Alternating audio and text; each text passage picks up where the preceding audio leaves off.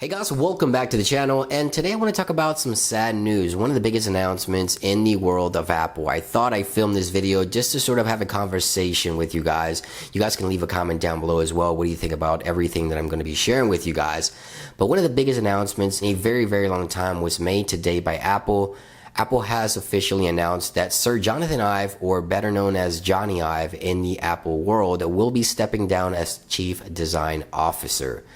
Jony Ive, for those of you that don't know, has been in charge of Apple's design team for many, many years, since the Steve Jobs era. To me, Jonathan Ive was sort of like Steve Jobs. They were two alike. They worked together on many, many projects. He's been working at Apple for close to 30 years now.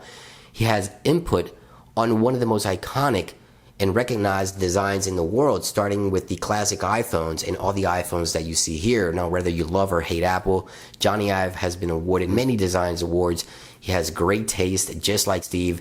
He was one of the biggest influence at Apple. And to me, to kind of have Jony step away from Apple as an employee, although Apple will still be working with him on his new venture and his new company, that is a design company that he will be creating, Apple will still be a customer of his company. Having him removed from the core foundation of the design team at Apple just sort of worries me a little bit, because again, he had the same passion, the same love for design and products as Steve Jobs did. Now, not only has Jony Ive worked on the Mac, the iMac, the iPhone, and even Apple Part 2, but Jony Ive also had control of the iOS experience in design completely. When going from iOS 6 to iOS 7, you remember that drastic change, that modern look that we got for iOS, which still persists today to iOS 13. That is all coming from Jony Ive's vision for the iPhone. And that's why I say he's such an important piece to Apple, and just to see him leave the core foundation to start his own company, it's kind of worrying a little bit